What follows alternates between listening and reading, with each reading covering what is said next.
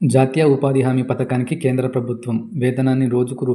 300కి పెంచినా తెలంగాణలో 2024-25లో సగటున రూ. 213 మాత్రమే లభించిందని లిబ్టెక్ ఇండియా అధ్యయనం వెల్లడించింది. ఏడాదికి ఒక్కరికి 100 పని దినాలు లక్ష్యం కాగా రాష్ట్రంలోని కూలీలకు సగటున 45.80 పని దినాలు మాత్రమే లభించినట్లు పేర్కొంది. ఢిల్లీకి చెందిన ప్రముఖ అధ్యయన సంస్థ లిబ్టెక్ ఇండియా గత కొన్నేళ్లుగా ఉపాధి హామీ పథకంపై అధ్యయనం చేస్తుంది. ఈ మేరకు శుక్రవారం 2024-25కు సంబంధించి రాష్ట్ర నివేదికను విడుదల చేసింది. ముఖ్యాంశాలు ఇవి: రాష్ట్రంలో 2023-24లో 1.35 లక్షల కుటుంబాలు 100 రోజులు పనిచేయగా 2024-25లో ఆ సంఖ్య 93,000కు అంటే 31.1% తగ్గింది. జాతీయ స్థాయిలో ఈ తగ్గుదల 9.5%. ఆధార్, బ్యాంకు పాస్బుక్కు, జాబ్ కార్డుల అనుసంధానం జరగకపోవడం తదితర కారణాల వల్ల గత 4 ఏళ్లలో పథకం నుంచి 22 లక్షల మందిని తొలగించారు. తొలగించిన వాటి స్థానంలో కొత్త జాబ్ కార్డులు ఇవ్వాలని కేంద్రం ఆదేశించినా అమలు కావడం లేదు. ఇందిరమ్మ ఆత్మీయ భరోసా పథకం వచ్చిన తర్వాత భూమి లేని వ్యవసాయ కూలీల ఎంపికకు రాష్ట్ర ప్రభుత్వం ఉపాధి హామీ లబ్ధిదారులను ప్రామాణికంగా తీసుకుంది. ఈ నేపథ్యంలో కొత్త జాబ్ కార్డుల మంజూరు నిలిచిపోయింది. 2023-24లో 12.1 కోట్ల పని దినాలు ఉండగా 2024-25లో ఆ సంఖ్య 12.2 కోట్లకు అంటే 1.1% పెరిగింది. జాతీయ స్థాయిలో పని దినాలు 7% తగ్గాయి. ఎక్కువ మంది పనిచేసినా అందరికీ తగిన స్థాయిలో ఉపాధి లభించలేదు.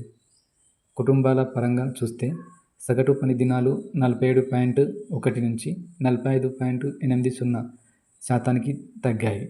మొత్తం 17 జిల్లాలలో పని దినాలు పెరిగాయి. ఇందులో ములుగు 38.5%, కామారెడ్డి 24.6%, వరంగల్ 23.7 తొలి 3 స్థానాల్లో నిలిచాయి. 14 జిల్లాలలో తగ్గుదల నమోదైంది.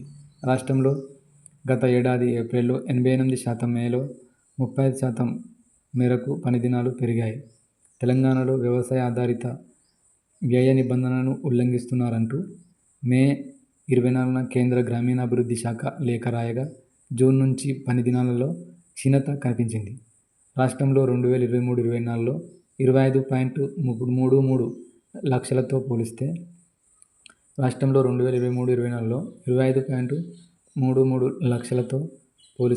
2024-25లో 26.68 లక్షలు పనులలో పాల్గొన్న కుటుంబాల సంఖ్య 5.3% పెరిగింది. కేంద్ర ప్రభుత్వ నోటిఫైడ్ వేతనం ఒక్కొక్కరికి రోజుకు రూ. 300 చెల్లించాల్సి ఉండగా పూర్తి స్థాయిలో పనులు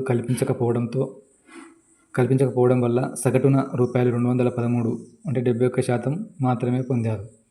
రూ.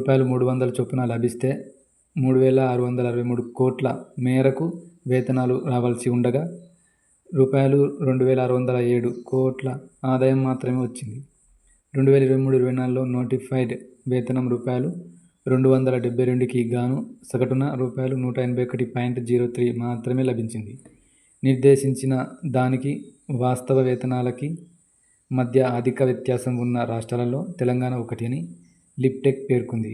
ప్రధాన సమస్యలు ఇవి: తెలంగాణలో ఉపాధి హామీ పథకంలో వేతనాలలో వ్యత్యాసం, కూలీల తొలగింపు, పని దినాలు తగ్గడం ప్రధాన సమస్యలని లిబ్టెక్ ఇండియా ప్రతినిధి చక్రధర్ తెలిపారు. సగటు వేతనాన్ని పెంచాల్సిన అవసరం ఉందన్నారు. కూలీలను తొలగిస్తూ కొత్త వారిని చేర్చుకోవడం లేదన్నారు. ఈ సమస్యను అధిగమిస్తే తెలంగాణలో ఉపాధి హామీ పురోగమించే అవకాశం ఉందని పేర్కొన్నారు. ఎస్వి ఛానల్ను లైక్ చేయండి, షేర్ చేయండి, సబ్స్క్రైబ్